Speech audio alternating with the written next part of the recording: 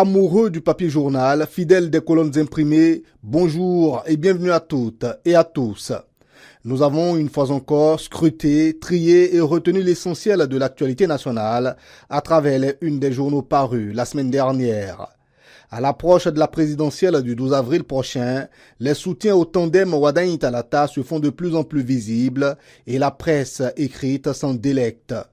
Le lundi, les Canards ont informé qu'une plateforme réunissant plus de 300 mouvements et acteurs politiques s'est mobilisée à Cotonou pour soutenir la candidature du duo Wade-Talata. Le journal La Nation en a fait sa manchette. En soutien à l'élection du duo Wade-Talata, une large coalition d'acteurs engage la bataille du terrain. Cette plateforme soutenant le duo Wade-Talata a organisé à Cotonou avec plus de 300 mouvements une rencontre stratégique visant à structurer une mobilisation de terrain pour viser une participation électorale élevée lors de la présidentielle d'avril 2026. L'accent a été mis sur la formation des responsables de mouvements, l'autonomie des structures et une intensification des actions de terrain à 6 semaines du scrutin. Matin Libre a également titré Présidentielle d'avril 2026, Cotonou. Plus de 300 mouvements se mobilisent pour le duo Wade-Talata. Ce lundi, la majorité des quotidiens ont consacré leur une à des informations mettant en avant un mouvement ou un leader apportant son soutien au tandem Wade-Talata. L'investigateur y a consacré 2 titres, les 4 vérités, 3 titres. L'autre information prépondérante à la une des journaux le lundi a été la rentrée politique du parti UPR. L'autre quotidien a titré « Grande rentrée politique de l'Union progressiste Le Renouveau ». Un rendez-vous de réflexion prospective et stratégique à Abomey-Calavi. La rentrée politique de l'Union progressiste Le Renouveau, tenue à Abomey-Calavi, s'est inscrite comme un moment clé de réflexion stratégique et prospective pour le parti. Cette rencontre a permis de consolider les priorités électorales et les politiques pour les prochaines étapes, notamment en vue des échéances à venir. Elle reflète une volonté d'ancrer le parti dans une dynamique de modernité, de dialogue citoyen et de gouvernance responsable. Toujours par rapport à l'UPR, Visa Info a placardé en titre « Interdit de nommer leur cabinet par l'UPR, les nouveaux maires rongent leurs freins ». Le parti Union progressiste Le Renouveau impose des restrictions strictes aux maires qu'il a élus, leur interdisant formellement la nomination de leurs propres cabinets municipaux dans l'immédiat. Cette mesure fait suite à des recommandations de la direction politique de l'UPR qui appelle à la mise en place préalable d'un cadre concerté et structuré pour ces nominations afin d'éviter toute précipitation et d'assurer une cohérence avec les objectifs et les valeurs du parti. Cette interdiction reflète une stratégie de consolidation du pouvoir au sein du parti, mais peut susciter des tensions entre autorités centrales et responsables locaux, selon les confrères.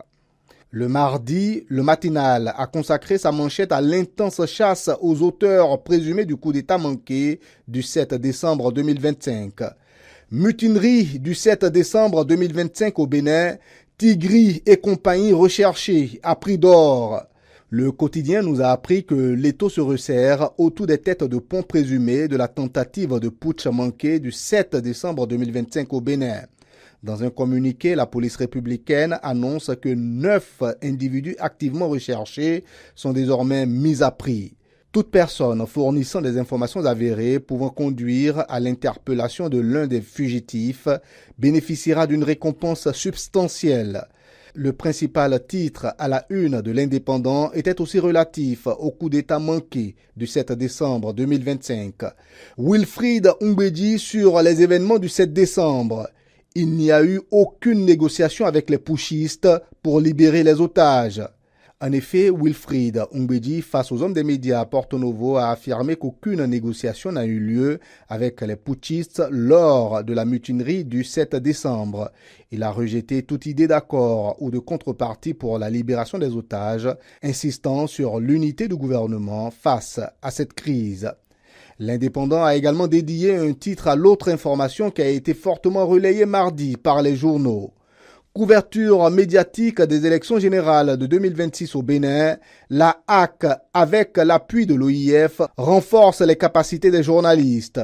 La Haute Autorité de l'Audiovisuel et de la Communication du Bénin, avec le soutien de l'Organisation internationale de la francophonie, a lancé un séminaire de formation à Cotonou pour renforcer les compétences des journalistes en vue de la couverture médiatique des élections générales de 2026. Cette initiative vise à garantir une information objective, précise et éthique, essentielle pour une démocratie saine. Les formations portent sur la vérification des faits, la neutralité, le respect des normes journalistiques et la sécurité des reporters. Le Grand Regard, au bas de sa première page, a affiché à ce sujet « Présidentielle du 12 avril, la HAC outille des journalistes pour une couverture sans faille ».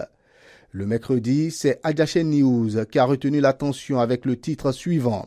12e conférence internationale des grandes chancelleries francophones, le bilan de Mariam Chabi Talata jugé satisfaisant par ses pairs.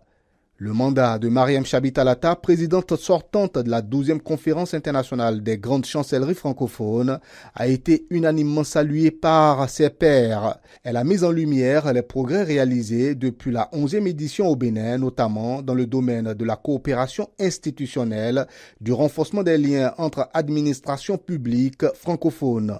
Son sens du leadership a été reconnu pour avoir impulsé des initiatives concrètes en matière de gouvernance, de digitalisation et de valorisation du français dans l'administration. Les représentants des 13 pays ont exprimé leur satisfaction, soulignant l'impact positif et durable de ces actions. Le jeudi, telle une traînée de poudre, la nouvelle de la démission des Yahi du Parti Les Démocrates s'est propagée et s'est imposée en première page de la presse nationale. Le journal Le Matin a opté pour le titre suivant. Séisme au sein du principal parti de l'opposition au Bénin. Boni Yahi quitte la présidence du parti politique Les Démocrates.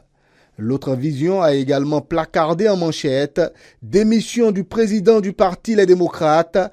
Après 3 ans, Yahi laisse un parti en déroute. » Ondété et Achadé pour sauver les meubles et conjurer le déclin. Le paraclet y est également allé de son commentaire. Après la démission de Boni Yahi et son fils, les démocrates vont-ils s'aligner derrière Wadahi ou Umpe? Suite à la démission de Boni Yahi et de son fils Chabi Yahi du parti Les Démocrates, les confrères ont exploré les 3 grandes options qui s'offrent désormais à eux. Se retirer de la scène politique pour raisons sanitaires, se repositionner politiquement en soutenant éventuellement le duo Wadahi-Talata ou en rejoignant un autre parti ou bien même créer une nouvelle formation politique. Allant au-delà de l'annonce, le routier dévoile à ses lecteurs les dessous de la démission de Yahi. Crise interne au sein du parti LD ayant conduit à la démission de Boni Yahi. Au-delà des raisons de santé, les dessous d'un départ sous tension. Selon le quotidien, la démission de Thomas Boni Yahi du parti Les Démocrates n'est pas uniquement motivée par des raisons de santé, mais reflète une crise interne profonde. Des tensions internes ont émergé entre les factions du parti, notamment entre les leaders influents et Yahi qui se sentaient marginalisés. Le vendredi, cette information a de nouveau inspiré une multitude de titres dans la presse. La manchette du matinal vendredi était « Présidentielle 2026, rallier l'un des duos ou jouer la carte abstention, le Parti Les Démocrates à la croisée des chemins ». Le commentaire en page 3 de la Nouvelle Tribune estime que l'opposition béninoise n'est plus qu'un champ de ruines. Le titre de cette analyse est « Du Parti Les Démocrates comme des FCBE, l'agonie d'une opposition ». Pendant ce temps, Dynamisme Info nous informe qu'une rencontre était prévue vendredi pour réfléchir sur l'avenir des LD. Dans un tout autre registre, Bénin Intelligent a décidé de relayer une information relative au Conseil économique et social. Réforme du CES, les premiers résultats présentés au chef de l'État. Le président du Conseil économique et social, Conrad Gbagidi, a remis au chef de l'État un rapport détaillé sur les premiers résultats de la réforme en cours. Ce rapport, présenté le mercredi 4 mars, illustre la nouvelle dynamique du CES en transition, mettant en lumière 9 thématiques d'autosaisine abordant des enjeux majeurs pour la société béninoise. Ces thématiques reflètent une volonté d'implication active du CES dans les débats publics et la gouvernance économique. Voilà qui vient mettre fin à cette revue de presse hebdomadaire. On se retrouve donc dimanche prochain car l'actualité ne s'arrête jamais.